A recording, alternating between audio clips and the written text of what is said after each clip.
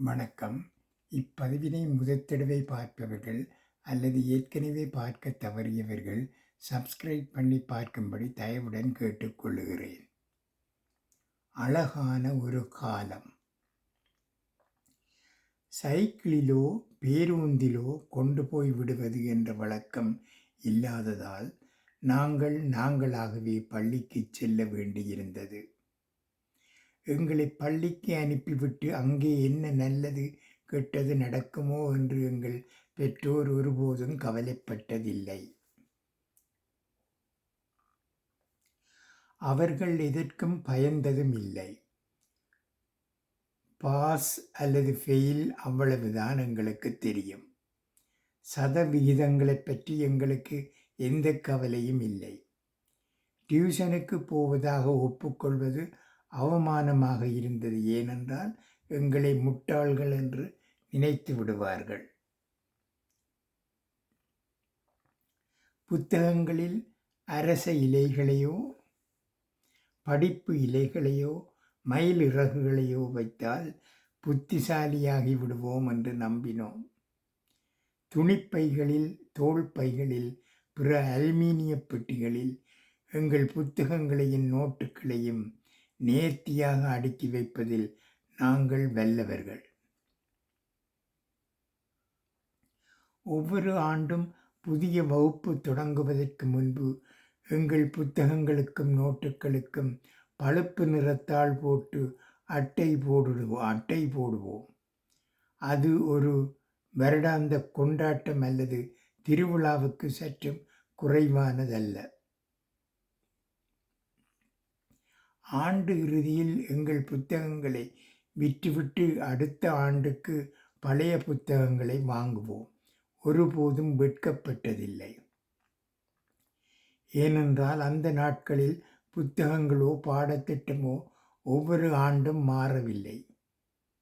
எங்கள் பெற்றோருக்கு எங்கள் படிப்பு ஒரு சுமையாக ஒருபோதும் தோன்றியதில்லை.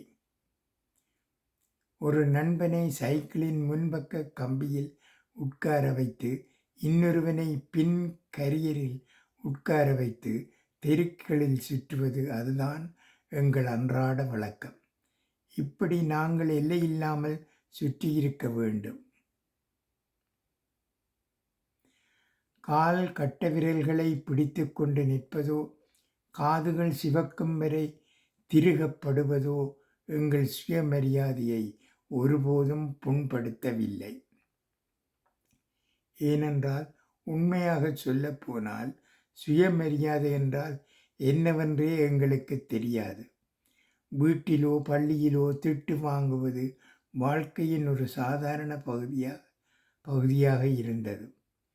எங்கு வேண்டுமானாலும் வெறுங்கால்களில் மரப்பலகைகளையும் எந்த வகையான பந்தையும் வைத்து கிரிக்கெட் விளையாடிய அந்த ஆனந்தம் எங்களுக்கு மட்டுமே தெரிந்த ஒன்று. நாங்கள் ஒருபோதும் பொக்கெட் பணம் கேட்டதில்லை. எங்கள் அப்பாவும் கொடுத்ததில்லை. அதனால் எங்கள் தேவைகள் மிகச் சிறியதாகவே இருந்தன. வருடத்திற்கு ஒரு முறை காரமான பொரி கலவையோ அல்லது ஒரு மிட்டாயோ சாப்பிடுவது ஒரு பெரிய விருந்தாக தோன்றும். அதில் நாங்கள் உண்மையாகவே மகிழ்ச்சியாக இருந்தோம். கூட்டு குடும்பங்களாக இருந்தாலும் சிறிய தேவைகள் பொதுவாக வீட்டில் உள்ள யாராவது ஒருவரால் பூர்த்தி செய்யப்படும்.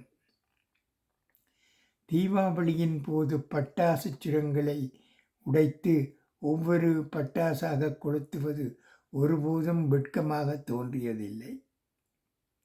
ஐ லவ் யூ என்று எப்படி சொல்வது என்று எங்களுக்கு தெரியாததால் எங்கள் பெற்றோரிடம் நாங்கள் அவர்களை எவ்வளவு நேசிக்கிறோம் என்பதை எங்களால் ஒருபோதும் சொல்ல முடிந்ததில்லை.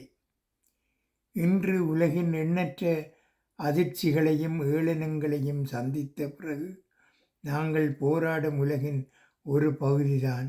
சிலர் தாங்கள் விரும்பியதை பெற்றார்கள், சிலர் பெறவில்லை. யாருக்கு தெரியும்? பள்ளி பெஞ்சுகளில் 2 அல்லது 3 பேர் அமர்ந்து அரைக்கால் சட்டையுடன் பள்ளிக்கு வெளியே இருந்த சிறிய மிட்டாய் கடையில் நண்பர்களிடமிருந்து தின்பண்டங்களைப் பெற்ற அந்த அன்பை நாங்கள் இன்றும் நினைவில் வைத்திருக்கிறோம். அந்த நண்பர்கள் இப்போது எங்கே இருக்கிறார்கள்? இப்போது நாங்கள் உலகில் எங்கு இருந்தாலும் உண்மை என்னவென்றால் நாங்கள் நிஜ உலகில் வளர்ந்தோம். யதார்த்தத்தை உண்மையாகவே எதிர்கொண்டோம்.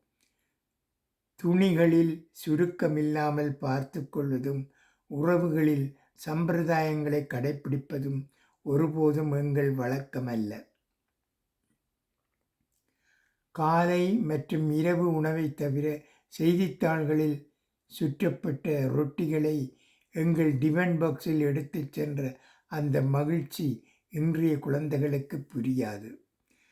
நாங்கள் எங்கள் விதியை குறை கூறவில்லை. நாங்கள் என்ன வாழ்க்கை வாழ்கிறோமோ அதை மகிழ்வுடன் வாழ்கிறோம்.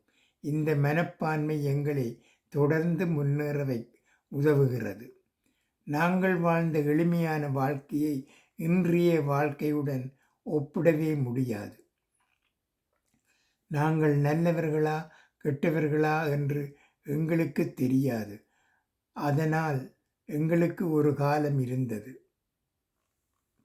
ஒன்று மட்டும் நிச்சயம், இதை முழுமையாக படிப்பவர்கள் அனைவருக்கும் தங்கள் கடந்த காலத்தின் பல அழகான தருணங்கள் நிச்சயமாக நினைவுக்கு வரும். நன்றி, வணக்கம்.